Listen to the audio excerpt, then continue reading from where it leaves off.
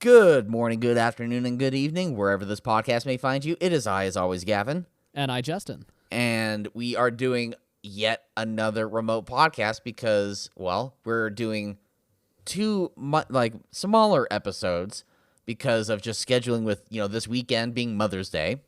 And you and I both have plans. And the following weekend, I will actually still be out of town working at Overland Expo, where I'm going to be running around like fucking crazy, getting content for 23-0 and Expedition Superstore and some other brands as well. But yeah, so I'm going to be gone. We decided that rather than doing remote podcasts that way, it's going to be just more difficult. We'll just do it right now.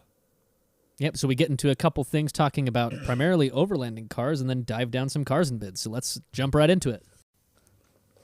It, lets me do some other things before, hopping on mic, before the mic gets hot like it is now. So, Yep. Welcome, everyone.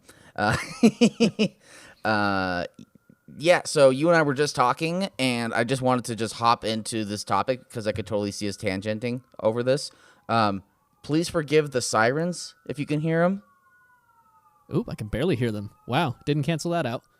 Yeah, well, I mean, yeah, I have no explanation for either canceling it out or you not, whatever. Anyways, this is bad radio.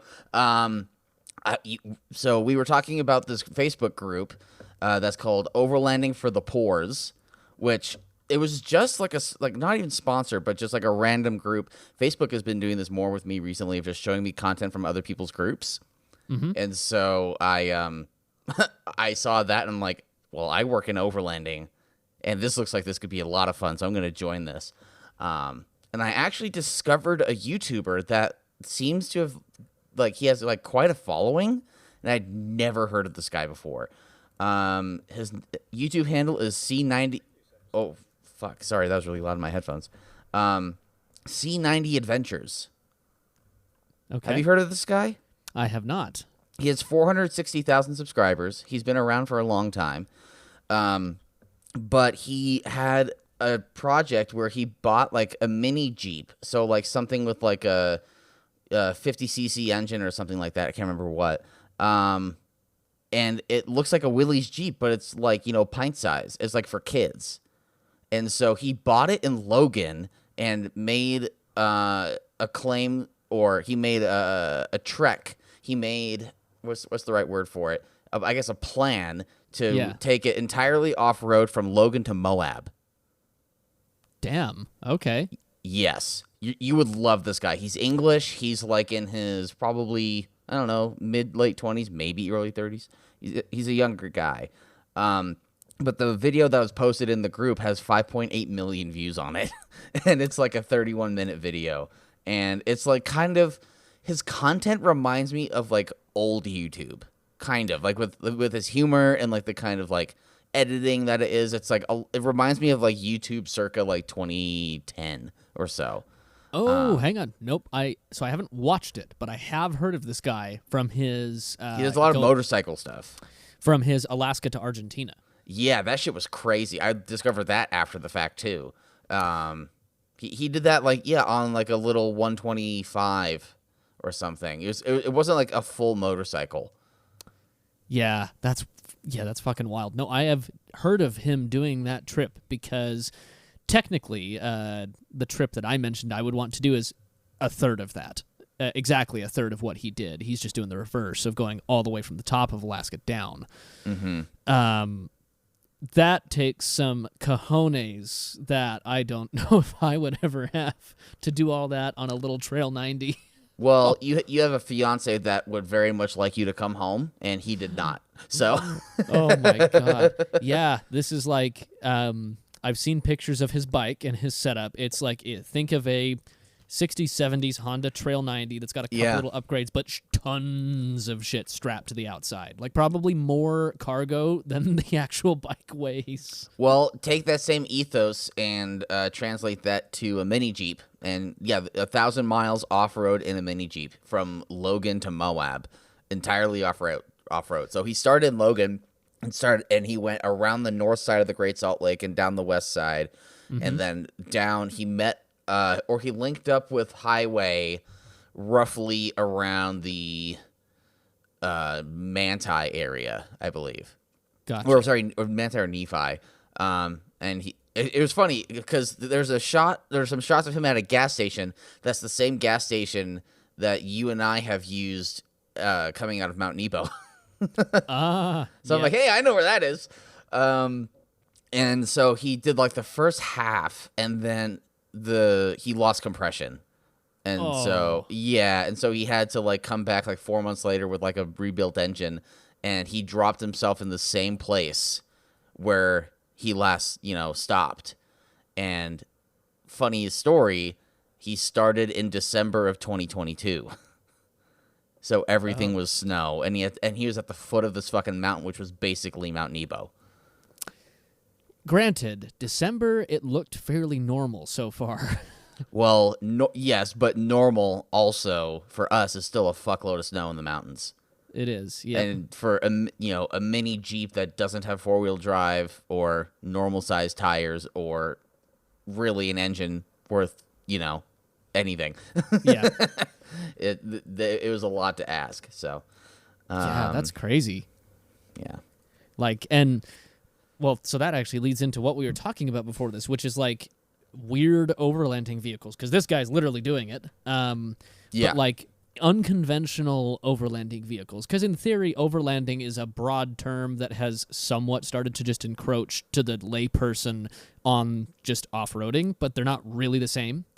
Well, the whole thing about overlanding, and this is not anything that I've learned recently. Actually, my friend Matt that I used to live with, he was starting to get into overlanding in like 2016. Yeah. And kind of picking up what he was learning. I mean, overlanding itself is traveling over great distances off-road. Yep. So when a lot of people, at least this is anecdotally, but a lot of people that I know and see and interact with, a lot of people, when they think of off-roading, they think of rock crawling and like really technical, steep, slick rock shit like in Moab or something. Yeah. Or maybe going up a mountain. But like overlanding itself is more like of what you're talking about, or what this guy Ed did. Just traveling great distances away, hundreds of miles away from any people, and completely disconnecting and just taking resources with you and surviving off-road or surviving just in the wilderness. Yeah, based off of what you have. So it doesn't necessarily, it can, but it doesn't necessarily involve quite as much, like you said, rock crawling, steeps, and things like that. No, you can spend 1,000 miles or whatever off-road, like in the Siberian tundras and shit, and like that's very much overlanding. Very much, because the goal would be, I think with off-roading, the goal is more like, let's say, a sprint. It's like you're going in for a small set amount of time, maybe a little bit longer, but like you're not going to be there that long. Overlanding is like sometimes a week long. Like you're planning on spending time. It can be as long as you want. That's not even to use the cliche. That's not even a marathon. That's like an Ironman. Yes, exactly. It takes a lot. It can take a lot more dedication to be like a dedicated overlander and spend a week or more just living in the vehicle, not like returning to a campsite, or it can be a campsite, but like you get the drift. Not like returning to a hotel in Moab after a days of off-roading, right? Right. Whereas like a lot of people that do what they call off-roading, and not to say that it isn't, but their financial and research and time investment beforehand is just on the off-road capabilities, and it's just of like the sheer technical, like what's my wheel and tire size? Oh, I want to go to a bigger wheel, or I want to go to a bigger tire, but I need different axles and like center diff and like all this stuff. Yeah. Whereas I actually think one thing is an overlanding vehicle typically is not as compromised as a dedicated off-roader. And when I say dedicated off-roader, I'm not talking one that's like not street drivable. You can have dedicated off-roaders that do have a plate, but they're still pretty compromised because of what they're designed to do with their capabilities. An literally any Jeep ever. Yes, an Overlander tries to bridge that gap a little closer to the livability spectrum.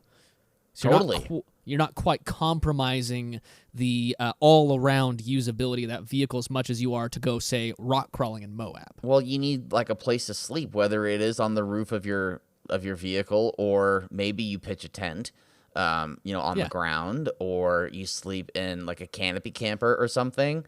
And then you also like have like, if you do that, then like you need like a source of heat generally, even if it is in the summer, because the desert gets cold. Mm-hmm. Desert gets really cold at night, contrary to what a lot of people might think.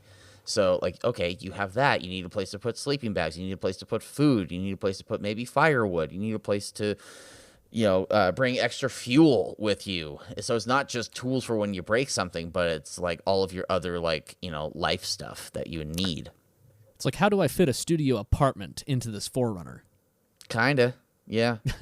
Because, I mean, we both know a couple of our friends, namely Patrick with RS5, that has his 4Runner build. It's got a fridge and lots of other things, and that's fairly common these days, is to have some decent creature comforts in there. Oh, yeah, and, like, the conversions that people do is kind of insane. But it's funny, when we were, like, the thought that triggered in my head of, like, we need to get going on recording this podcast, you mentioned 4Runner, and it triggered me because in the short time that I've been doing like social media posting for my work, we've had 4 white 4Runners, not quite back to back, but whenever there's a 4Runner that comes in, it's generally white, and they're getting the same front runner rack on the roof to then get the same tent. And sometimes we might get someone that is getting spicy and they want like a Heretic light bar and some Baja design, like, rear chase lights. Like that was just last week. But not a lot of Broncos. I've seen just like a couple Broncos.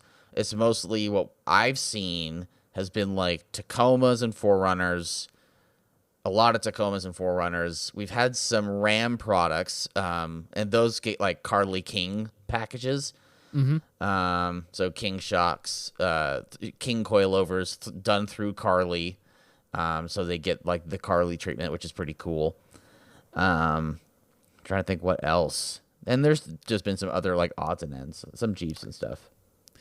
Yeah, it's interesting that Toyota has kind of seemingly accidentally become the darling of the Overlander world, because there's always been the rivalry on the off-road side between Jeep and Toyota have been the two big contenders. But then it seems in the past, let's say, decade and a half, Toyota has come out a little on top of the overlanding spectrum. They've kind of like separated a little bit, basically. Well, and the overlanding boom hasn't happened until like within the last few years. Yep. A lot of it due to COVID. I mean, it was still on the rise before COVID. It was definitely on a steep rise before COVID. But, I mean, it's what happens when you have an off-road vehicle that has decent on-road manners, and they're built with at this level of toughness that, you can really trust it, to take it off-road a bunch of times for long periods of time and not worry about shit breaking. The life cycle of off-road Toyota products generally is over 20 years. And like their normal like passenger cars, and a lot of companies' passenger cars is like 8 to 10.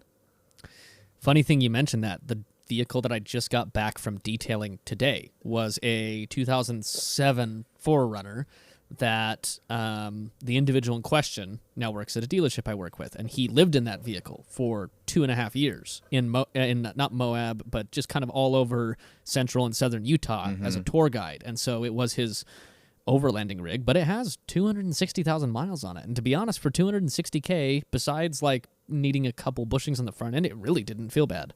Yeah. I mean, well over 200,000 miles on 4Runners, especially like of that era, or Tacomas of that era, is not as crazy as a lot of people might think.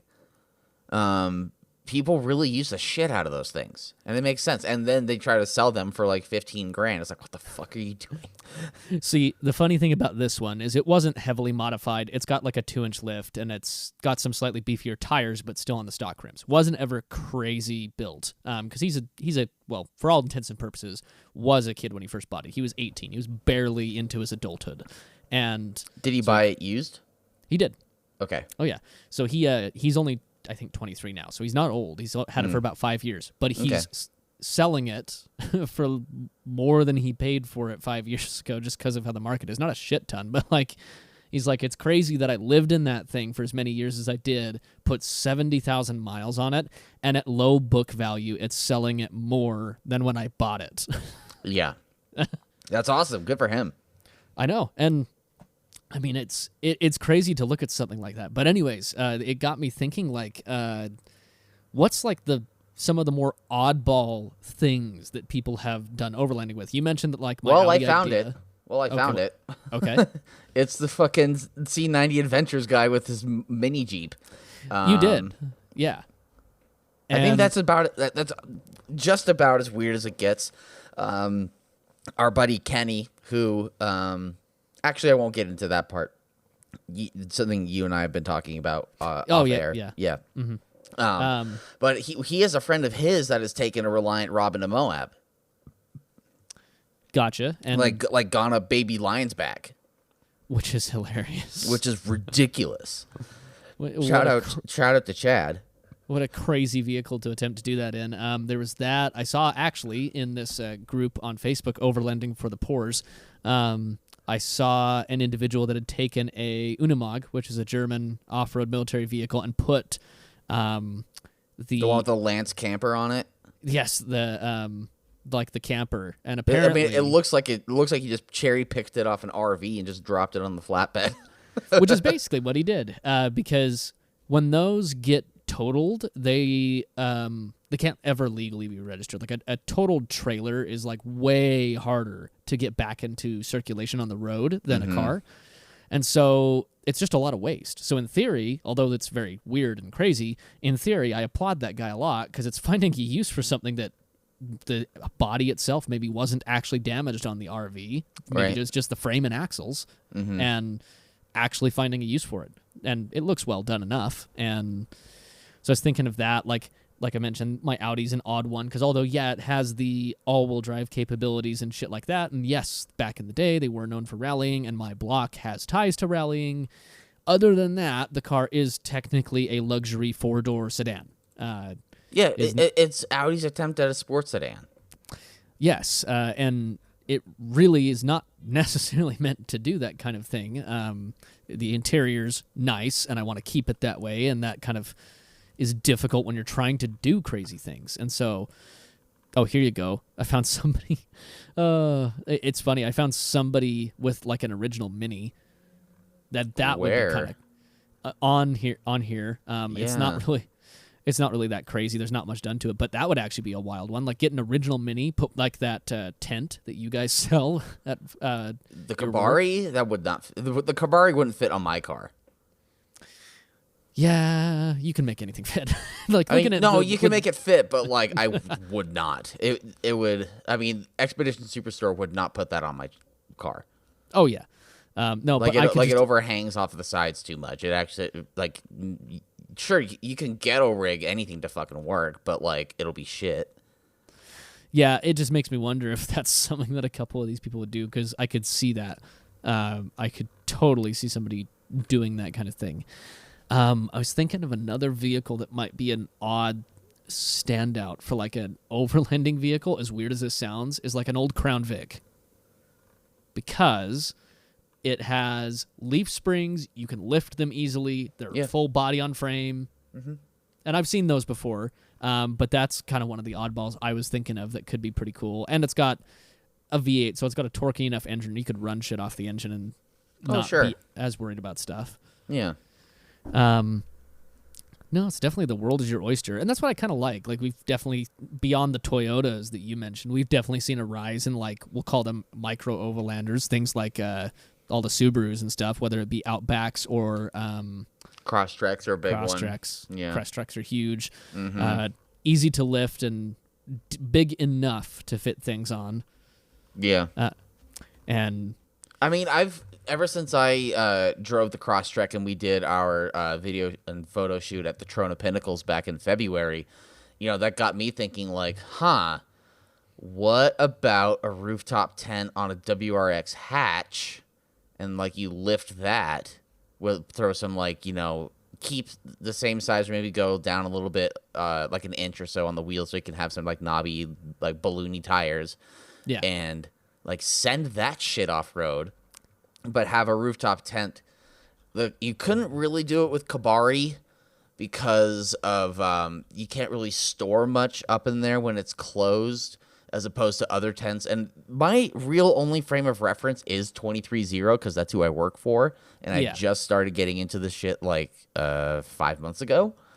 So if there is something from like CPT or Go Fast Campers or like whatever the fuck, then I don't know about it. But something like a smaller walkabout, maybe.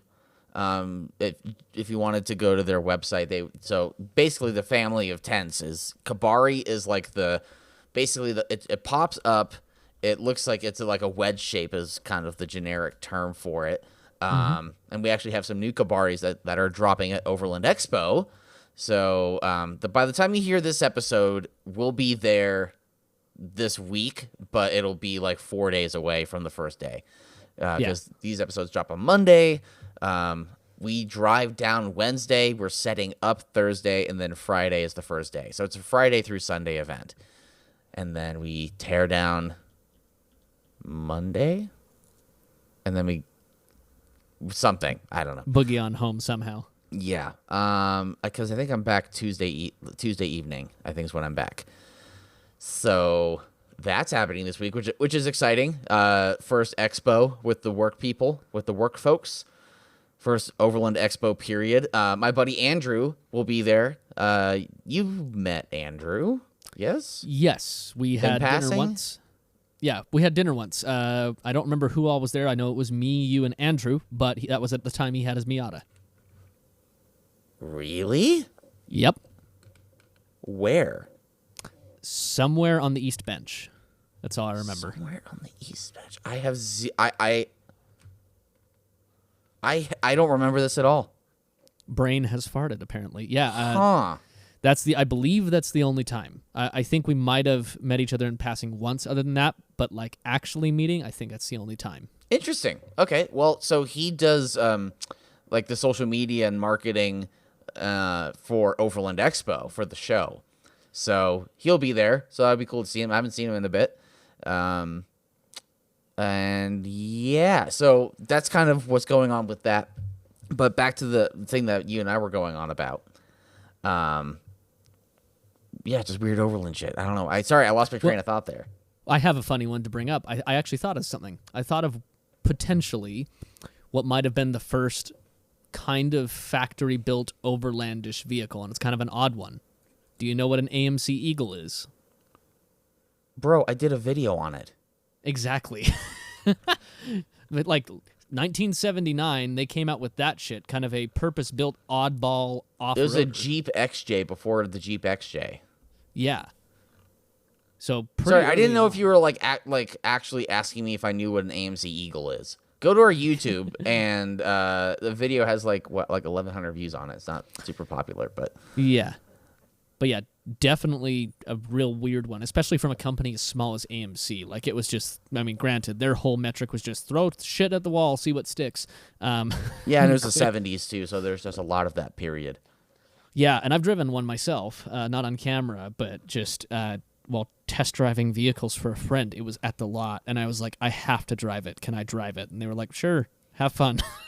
Someone did do this, and I'm surprised you haven't brought it up yet. This was on Cars and Bids. Mm-hmm. A black smart car. Oh. Yeah. Okay. Yeah. Interesting. It sold for $15,500 for a smart car with balloony tires, a wide, quote unquote, wide body kit, and a roof rack with a spare on it. Oh, yep. I'm pulling it up right now. Oh my God. Yeah, it's like rhino linered, like all the way around it. I love in the for sale photo. It shows the cup holder that still has spare change and screws in it.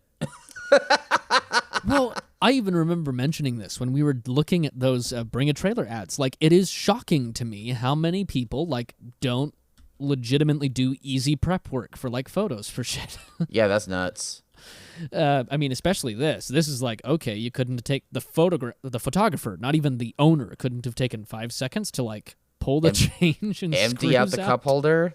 Yeah.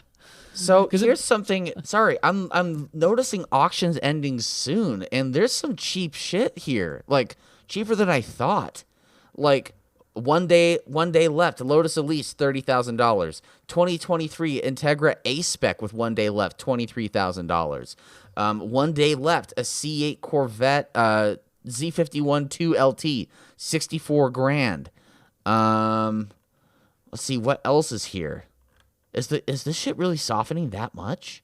So I did notice. I knew. 1 day left on an E30 M3 that's black, 42 grand. That was what I was just gonna mention. Appeared on Jay Leno's Garage. What the fuck? I know, bro. We need to buy this. That would be sweet. I wish I had 42 grand.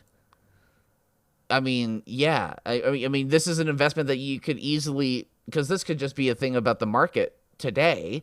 Clean it and sell it in like, a month and double your money easily. I haven't been seeing E30 M3s this cheap in like 5+ years. Granted, it still has a day left, so who knows? It could be I suppose eBay so. thing. Yeah. Oh my God. No, Justin, I found it. What's that? And it has the right wheels on it. Okay. Behold, actually, I'm going to send this to you. And we'll get my reaction live on air. Oh, it's going to be a reaction, I'm sure. Let's see. Yeah, there's a lot of shit. Like a first-gen CT. I mean, first-gen CTSVs aren't that great, but it is like real cherry and a 6. Well, they've always been dirt cheap, though. Mm-hmm. Let's see. Yeah, 08 E63, 1 day left for 18. Look at the thing I sent you. Okay, there we go. Just got it. Oh my God. It's got the right wheels on it.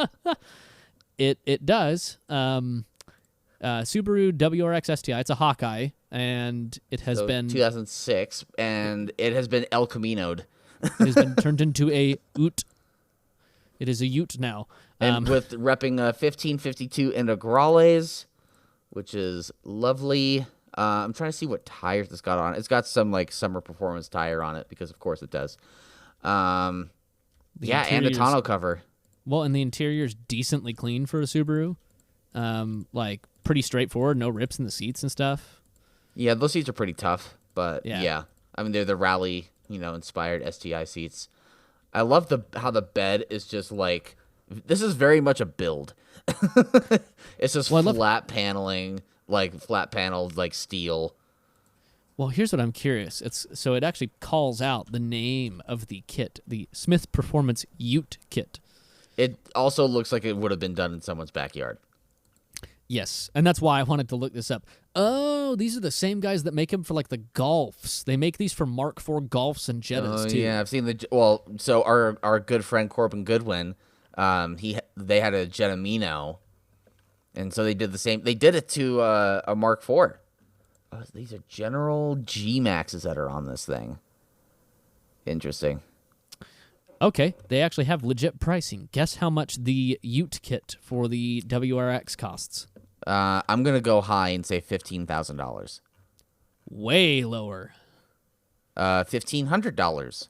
A little higher than that. $3,500. Okay. I mean, it's one of those things where it's either or, right? It could be like pretty cheap, or it could be like exorbitantly expensive, and like, why the fuck would you do that? What's funny is that you click on it, and it doesn't even describe what the kit comes with. It just says conversion kit for 2002 to 2007 Impreza sedan. That's so really, it's gonna be like 5 to 8 to get it to like where you want it.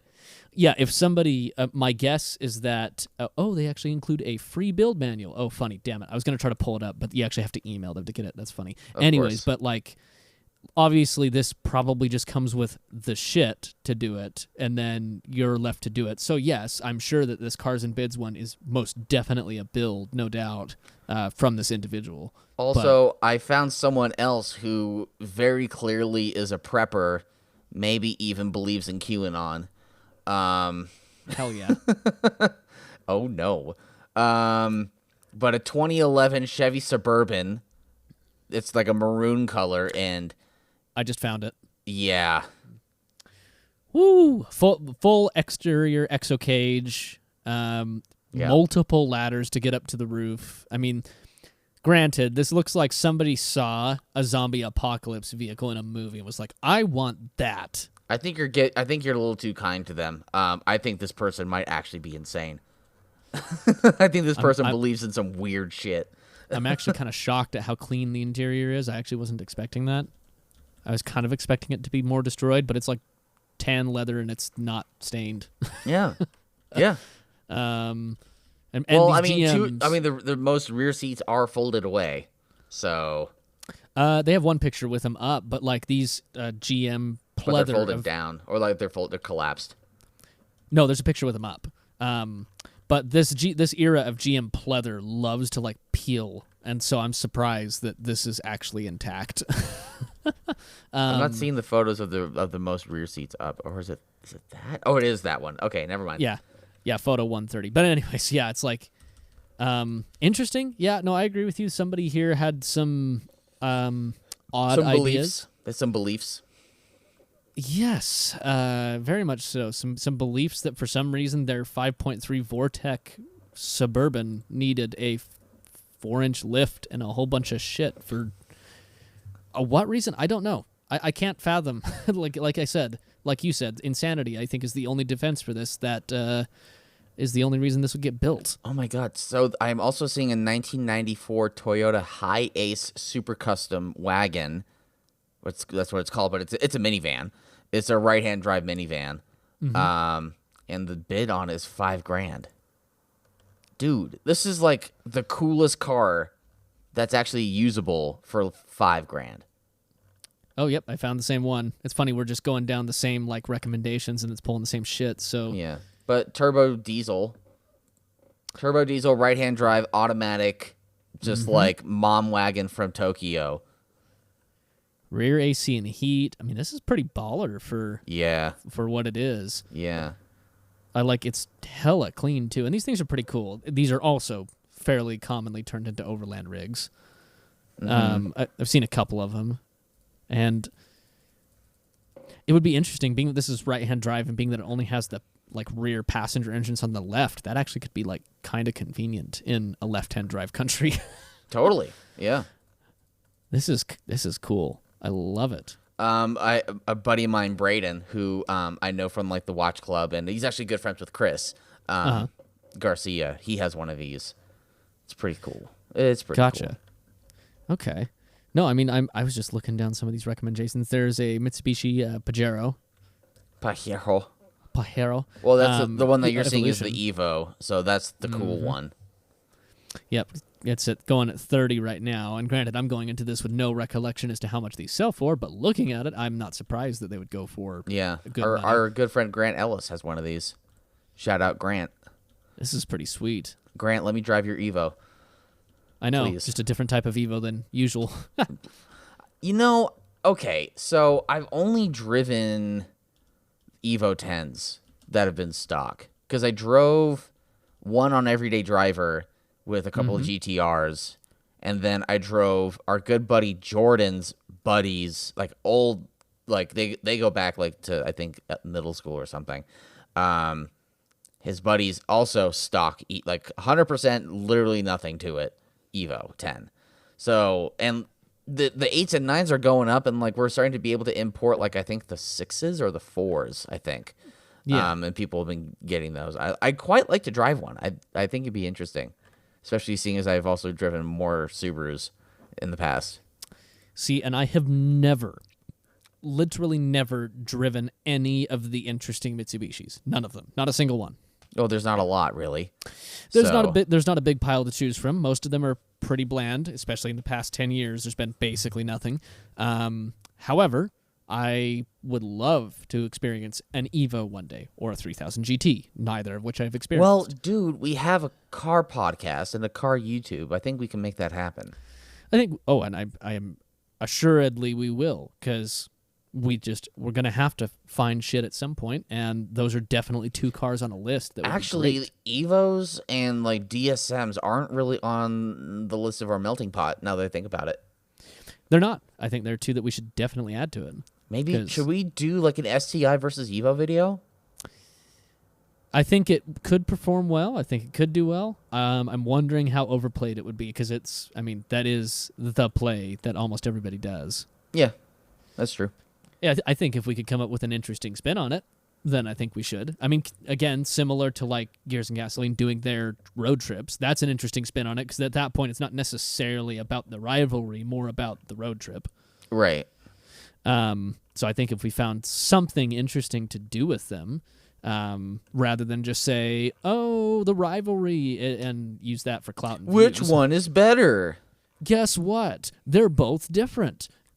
There's a reason they coexisted for so long. Well, I mean, it's interesting because one of them survived, and the other one, people thought, by and large, of the people that didn't actually spend money on either one of them, just as say journalists, I can't remember hearing about an STI being better to drive. I've always heard of the Evo being better to drive. Same. I've always heard of Evo being better to drive and having, because it's a tiny bit lighter, a tiny bit smaller. These are very small numbers, but yeah, but the interior sucks. At least on the 10, it sucks. That is one thing I do know. This is coming from someone with a Fiesta. I know. And Subaru interiors aren't necessarily amazing either, but they suck less. They got nice. They got nice with the current gen. They did. But comparing like the gens, like a Evo of any gen to an STI of any gen, like the Subaru definitely had a little bit more livable interior. But I actually fondly remember, I think it was the Evo, either the 9 or 10 on Top Gear when Jeremy did his whole bit about turbocharging where he had and Evo of whatever generation and the Lamborghini, I believe it was a Gallardo, both in 6th gear, and they both matted it. So the video that you're referencing, it was an Evo with an RS 400 or whatever the name of the kit was. It wasn't aftermarket. It was like European only or something, and it was with a Mercy. And Gotcha. It was just the Evo. Gotcha. Okay.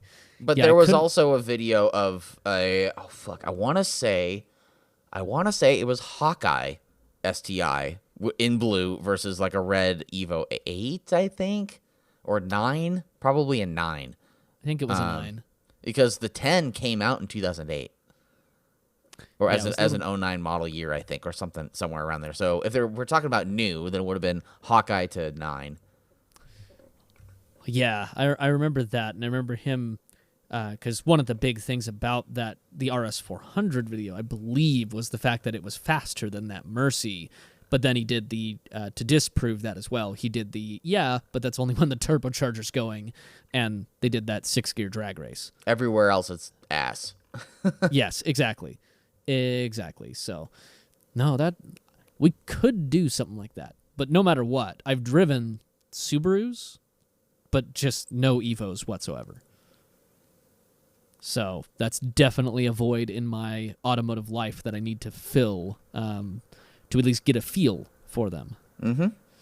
So we might have to start searching for that. But let's see. Well, did we want to cut here and do another one? By the way, we're actually doing a remote because of Gavin's trip, so we're actually going to get 2 smaller bite-sized podcasts this week. How long have we been going? Oh, fucking 37 minutes. Okay. Yeah. I was gonna actually put my my bezel to it, so maybe I'll do that for episode 2.